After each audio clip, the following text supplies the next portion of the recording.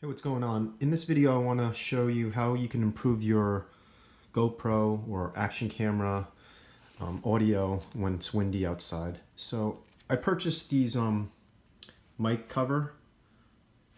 They're like these little fuzzy windscreens, and they come with a 3M double-sided tape, and they have a few felt and a few fuzzy mic covers, and all you have to do is place these over the microphone holes. So on my Yi action camera, I have the mic one right there and one on the top. So what I did was I ended up drilling holes in my case so I could still kind of be protected from water, because the Yi action camera isn't waterproof like the GoPros.